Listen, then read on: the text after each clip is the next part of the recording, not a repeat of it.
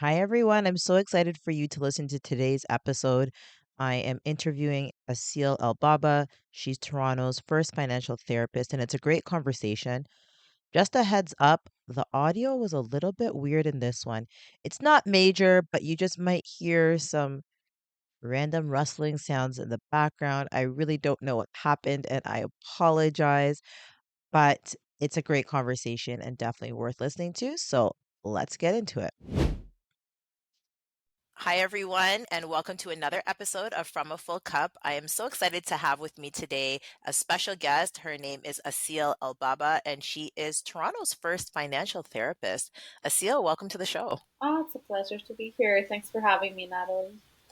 Yes. So, Aseel, we're going to get right into this conversation. And that's a pretty cool title, First Financial Therapist of Toronto, which is a huge city. So, tell me, how did you get into this line of work? What was your relationship with money like? So essentially, I became a financial advisor at the early age of 22, and I felt like a fraud. I was riddled with an imposter syndrome that almost led me to quit my job because it was like very unbearable.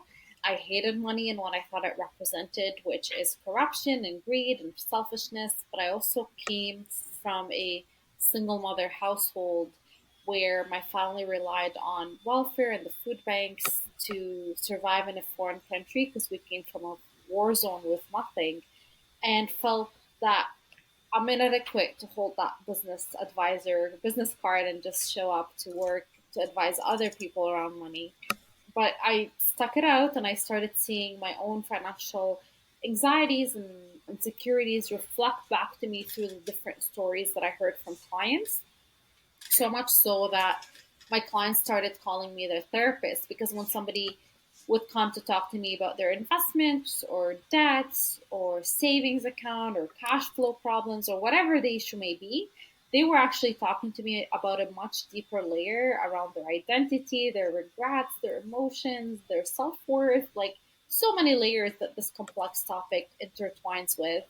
And I eventually pivoted into mental health and went back to school to train in a 5 year psychotherapy program and then joined the Financial Therapy Association that was started in the US. And I was told I was the first one from Toronto. And there was only a handful in Canada to begin with. I think I may have been like the second one in Canada to as a member, or like one of the first few at least.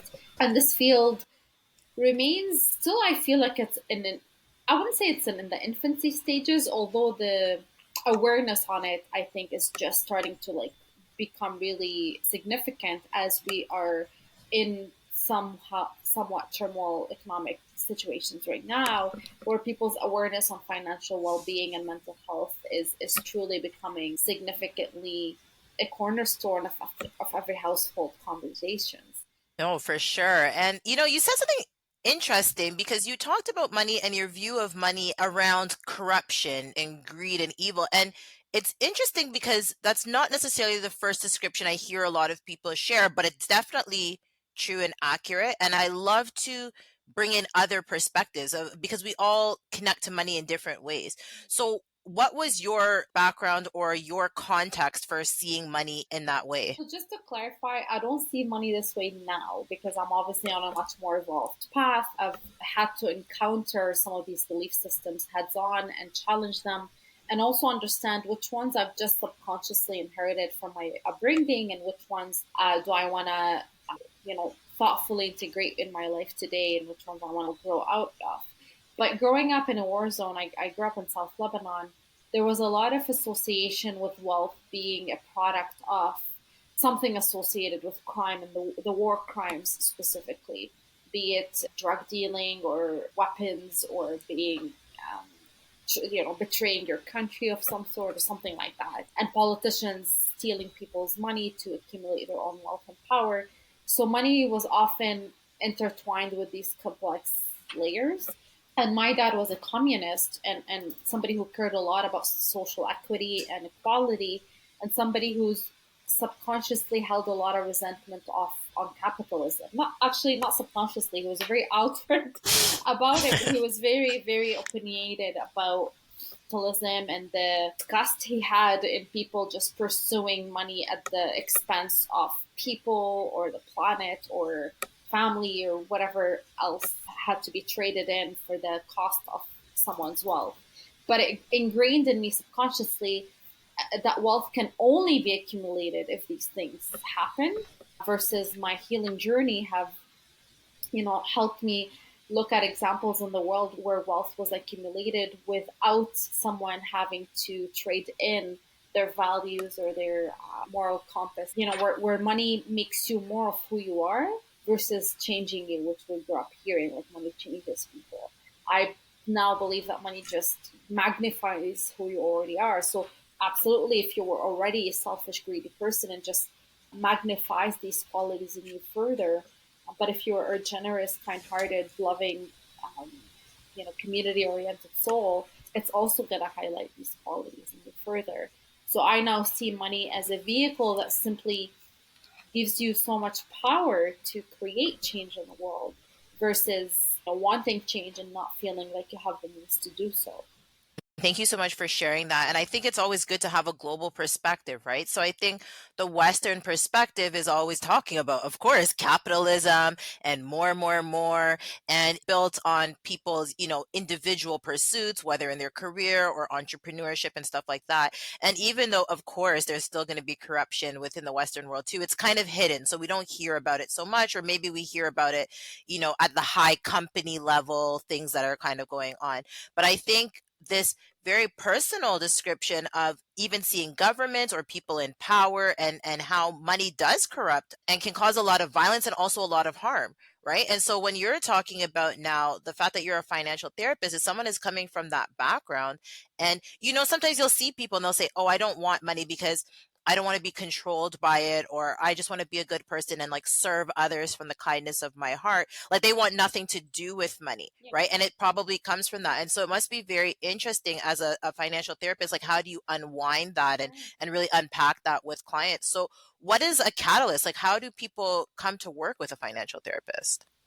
I think once people become aware of how money is impacting their life fulfillment, and that could be through different areas like their own health, where they may be experiencing overwhelming sense of anxiety or depression or stress, or just dysregulated emotions in general, or it's impacting a specific area like their relationships, like their marriage, for example, or their business partnerships, or their business itself is reaching a certain limit and unable to surpass certain ceilings, or it could be dysfunctional behaviors like gambling, compulsive shopping, or certain patterns that are now creating grievances in their situations that is impacting them negatively. So awareness on any of these areas, be it emotional, financial, psychological, relational, leads someone to now become aware of the problem. And the second phase is be ready to do something about it. And that's when they seek the support of someone like me, who supports them in uncovering how they feel, think, behave, and communicate with money. That's a financial therapist role. It's the holistic approach to your financial wellness, because it's both your financial and emotional well-being, not just looking at the numbers and the data, not just looking Yeah. at how you feel, because you could be in denial, but really it's the holistic approach to both. Yeah, and I really appreciate that, because I know for myself, money has always been an emotional journey, to be honest, and I'm still not quite on the other side, but I'm working on it. And so I think It's a it's lifelong journey. I'm not on the other side either, and I reiterate that all the time because it's important to normalize that. That takes away the shame from it, and it's I think an ever evolving journey that we all encounter different ups and downs through. Even me as a financial therapist who does this for a living, I still on a daily basis uncover new things about my relationship with money that I continue to work on. So absolutely normalizing that. and I appreciate that, because again, I go through my ups and downs, and sometimes when I get to a down part, I'm annoyed because I'm like, Natalie, you've already worked through this, or like you should know better, or whatever. Because I've read lots of finance books and I had a financial coach and all of this stuff. But I appreciate what you're saying, that it's a journey that continues, and because life impacts your financial well-being, and life is always changing, and money is something that we always are using and needing in life, and there's always going to be different pulls for it. So I think for us to give ourselves grace, that's what I'm hearing from you, to give ourselves grace and just take ourselves through that journey and be willing to learn the new things that we can, and be willing to unpack, like, what are the emotions that we have, what is the trauma that we have, what are the thoughts that we have associated with money. Absolutely. Yeah. So something I'd like you to talk about is, I don't know if I read it or I heard it, because I did attend a workshop that Aseel did on mindfulness and money, which was so fascinating to me. But you were talking about the energetics of money. So what does that mean? How does money have energy? So I love that question because it is abstract, and it's important that we bring tangibility to some of these theories per se. But one of the healing components that supported my reconciliation with the journey of money, if you will, are reading books like The Soul of Money, The Art of Money, The Energy of Money. So there's a lot of interesting angles that I had to like educate myself on so that I can see money outside just the contrast and the projection that we put on it and see the bigger picture of it, if you will. So I feel like money is an energy, it's an exchange. And one of the healing and empowering lessons that we teach at Conscious Economics, which is the organization I work with today, is the multi-currency system, where when we become aware of all the different energies and currencies that we have access to outside just money. So yes, money is a very important resource that we have an energy and a emotion and a thought towards, but also is our social circle, our health, our skill sets, our talents, our education, our business relationships, all these different things that can be exchanged and create a form of enriching our life's experience. Is also, they're all forms of different currencies in our life, and it's important to recognize even time. Your time is a currency. Sometimes when you create an energy exchange between someone, that's where you lead into potentially the barter system. Like, let's say I'm strapped on cash right now, but I have all these different access to other resources that I can tap into to create a mutual beneficial agreement with somebody I'm looking or seeking support or service from. And it just supports you in expanding your horizon beyond the layer of just money that may feel constraining in times, especially in the times we're living in right now. So it forces us to be creative and resourceful, but recognizing that how we feel about money and the emotions that we project onto it also reflects back to us through the experiences that we are reflecting on. And if when we start noticing patterns in our life, this is data at the end of the day. So what are these patterns telling us about the belief systems that we're carrying that we may have not otherwise uncovered? So there's a lot of data there that helps us uncover what's the underlying energy of money at the end of the day that we carry. Yeah, that sounds like a deep dive that everybody should go into, is just trying to understand the underlying energy of money. And so I appreciate art of money, soul of money. Like, that's, people don't talk about money in that way, right? Like, they just talk about dollars and cents, and they just keep it very, I guess, on that tangible level, like very black and white. But this is a whole different perspective that can really be much more expansive. And keeping on that same theme of expansive, a lot of people have scarcity mindset, right? Especially if they grew up in a difficult situation where there was either financial trauma or there was just a lack of money and stuff like that. Especially for racialized communities, some immigrant communities, depending on where they came from, what the situation was.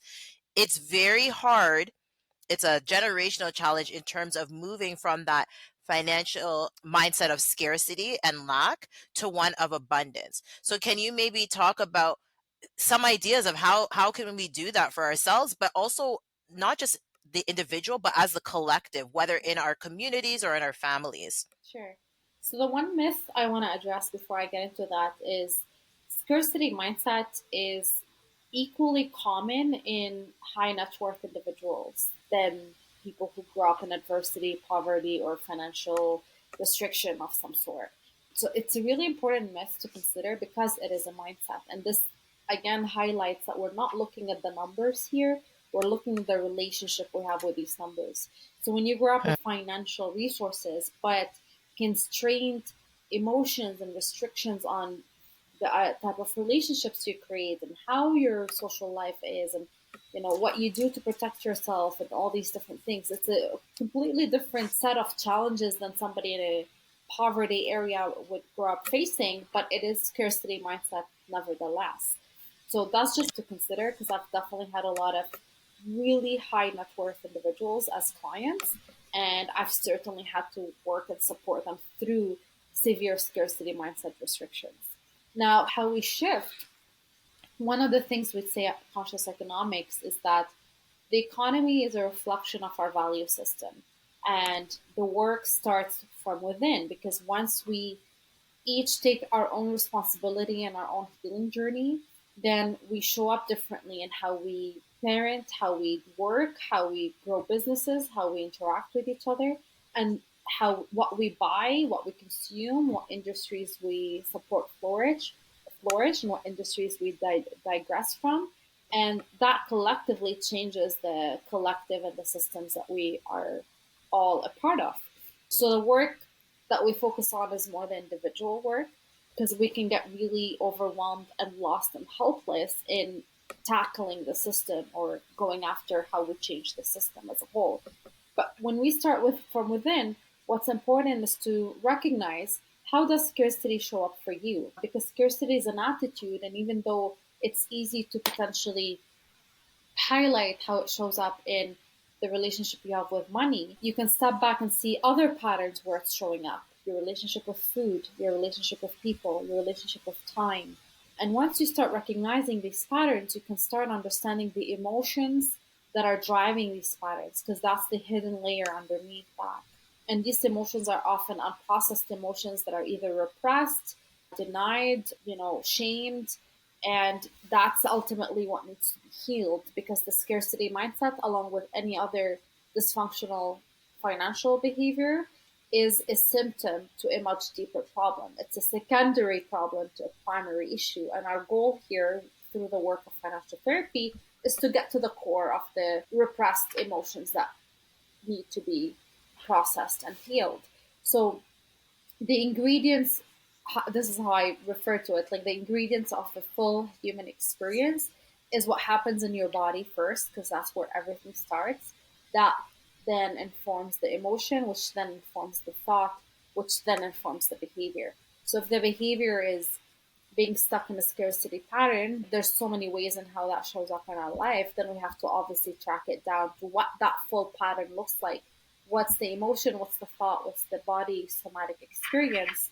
And then there's different ways to tackle each of them. There's so many different tools, and each tool resonates differently with different people depending on your personality, your style, the circumstances we're dealing with, your openness and readiness for this process. So there's a lot of variables to consider, but it's also a super challenging and equally very fulfilling, rewarding journey to be on, because you can witness growth in real time. I right now catch myself in real time behaving in a way where I know a year ago I would have behaved differently. And not just behaved, I would have thought differently about it. I would have Yeah. felt differently about it. And this is essentially important to recognize this small steps that you take towards that more evolved relationship with money, because it's not always about just multiplying your income or growing the size of your net worth. It could be subtle in a way where, you look at a credit card bill and you're not anxious or feeling shame and guilty or embarrassed about the number that's there, but more mindfully curious about how you accumulated this much, or differently about it, or which purchases were truly aligned with your values and which one you want to make a better, more informed decision in the future. So there's a shift in how you approach your credit card bill, for example, and that alone highlights shift from a scarcity to more of an abundance factor. Yeah, and I'm really seeing this correlation here between your relationship with money and what are your values and what do you find fulfilling for yourself. And I think if we can come at it from that angle, it's a more holistic way to just look at our money in general, but I think it would encourage us to have a healthier relationship, because a lot of times when we're put in boxes and it's like black and white, like did you do the budget or did you not do the budget? But like as an example, like let's just say you had a young child and the child was sick and you had to buy medicine. You're not going to regret even if you had to put on their credit card, buying medicine if you knew it could save your child's life or help them out, because that is the value you have. You want to support that little one. And so it matters to you. So if we think of finances just from like the black and white of like, oh, well, no, you put it on the credit card and now you're bad and now you should feel shame and should feel guilty. How does that honor, the things that are more important to us? And we always hear this, that there are so many things more important to life than money. But I think we forget it sometimes when we look at our bank accounts because, of course, that stress, that financial stress and anxiety and depression can come so quickly, right? Just as you said, the ebb and flow. Mhm. So we talked a little bit about this already in terms of the intersectionality of wellness and how it impacts different areas of our life. For you, if I was to ask you, what is your vision of wealth? What would you describe it as? I love this question very much because recently I was doing a keynote at one of our events, and I created a chart that had like a past, present, and future status symbols or wealth symbols, and I called it redefining wealth. So, one of the things that, for example, is not just, I didn't just talk from the angle of money or net worth, I talked about all different status symbols. Like in the past, being fat was a status symbol. In the present, it's being skinny. My definition of the future is being healthy. And there's a shift there, and even the relationship we have with our body. Another one was in the past, if you were rich, you were a producer, you produced a lot. In the present, it's being a consumer, you buy a lot. In the future, it's being a creator, being connecting back to your creativity and not just, it's not about being an artist, but being creative. And however, especially now with AI taking a lot of our mundane tasks away, we will be left with a lot of room to create and evolve in that direction of being more human. Another thing was in the past, you had servants. In the present, you have high end technologies. In the future, going back to communities, like communities is a form of wealth for me. Having a really robust social network of friendships and healthy relationships that you lean into and grow with and have time to spend with people you love and support. So it's all these things. Actually, another one that stuck with me is in the past, rich people were idle, had a lot of time on their hands. They had nothing to do really, like you can see in movies, like you can see how their lifestyle were. In the present, they're busy. Like busy is the new status symbol. Like the busier you are, the more important you are, the wealthier you are. But I feel like the future is a grounded approach where there's balance, there's rest, there's wellness, there's rejuvenation. You have a nap in the afternoon, if you will. You go for a walk with your dog anytime you wish. You spend time being present and playful with your kids. So it's all these different aspects from the way we live to the way we work to the way we parent to the way we, engage with our partners, our friends, our impact in the world, our social life at a large. There's all these ripple effects that I think are my new definition of wealth, what I want wealth to look like for me, and what I'm working towards. I love that definition. I love the idea of the past, the present, and the future, and just even pausing to recognize how it has shifted, but also the hope of where it can go, right? So not that it shifted and that we're stuck, but life is still evolving, which means we can evolve, which means our relationships with money can evolve, and our understandings and conceptions of how we frame wealth, even for ourselves, Absolutely. can evolve too. 100%. And that's really empowering for society, right? For the 100%. collective well being as well. Because that one you talked about, this idea of busyness, that's one that personally it bothers me a lot. It kind of irks me. And it's because I came from that experience and background, but I lived in the Caribbean for about 7 years after I finished grad school. And busyness does not exist there. Like it's not a thing. People are very restful. They go in their own time. If anybody's been on vacation to the Caribbean, they always hear just island time, right? Like nobody's rushing. It comes when it comes.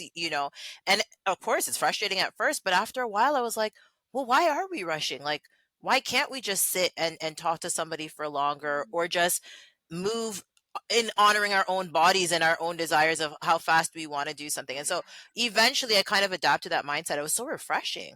I was like, I know. wow, I like just take a everybody should do really this. deep breath as I listen to that. Like, yes, what's the rush for? Yeah.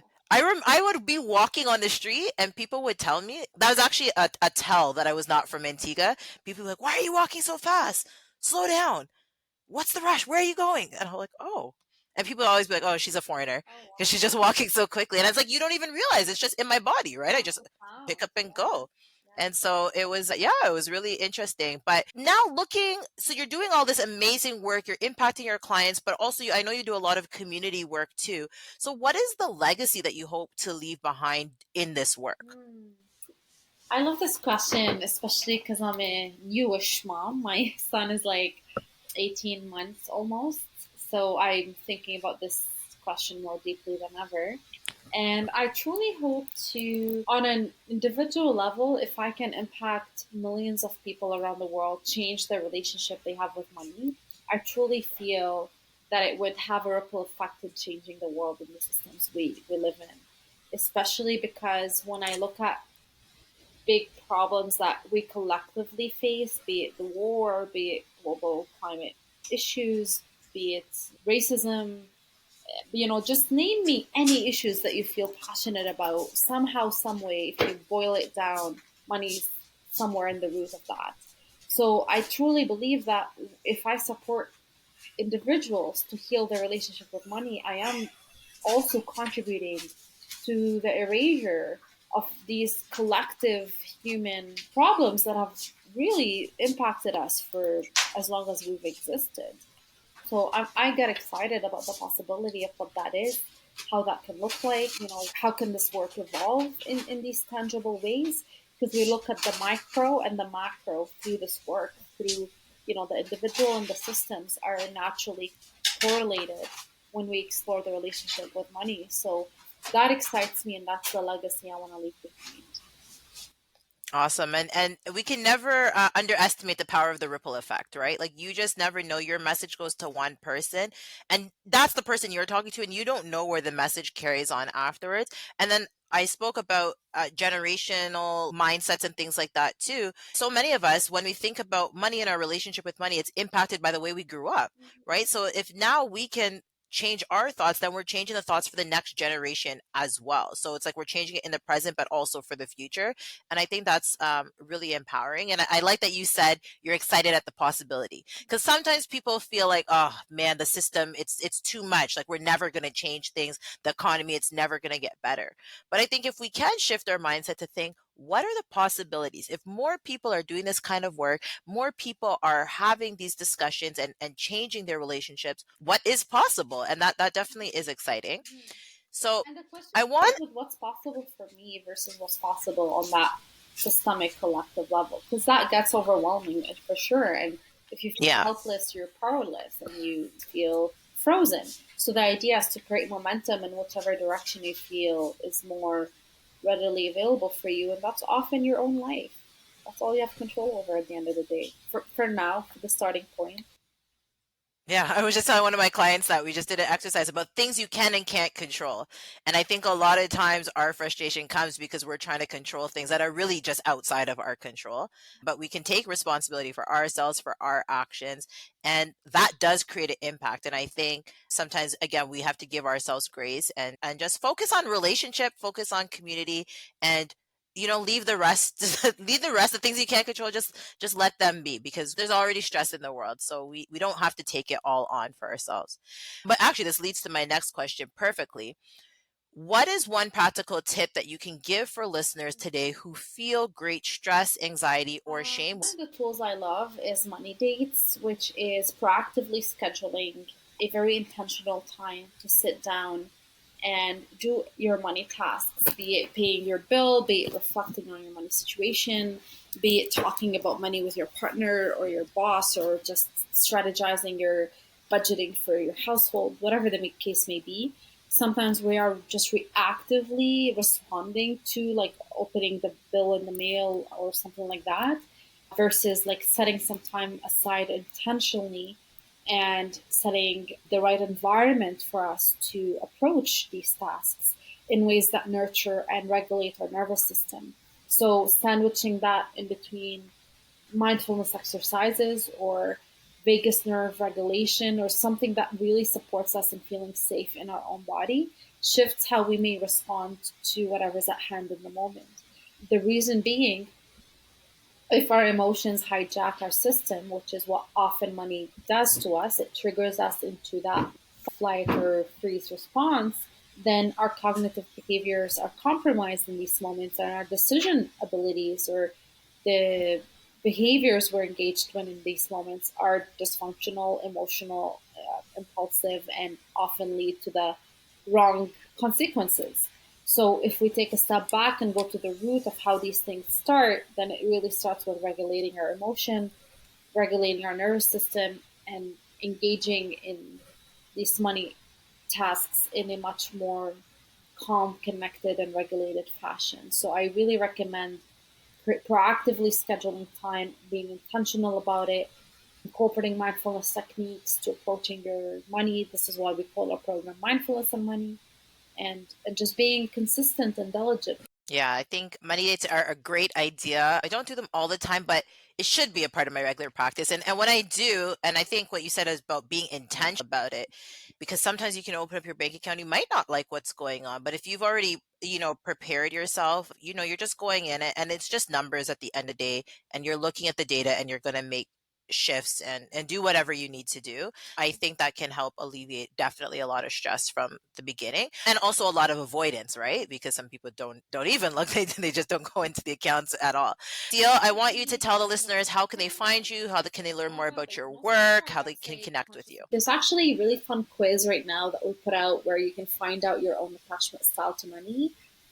Attachment style is primarily known in the context of relationships, but how you relate to people also shows up in how you relate to your finances. So you can find out what your attachment style to money is, and by subscribing, you'll be getting not just tools and tips around the attachment style pieces, but we're constantly creating content to support people on their journey.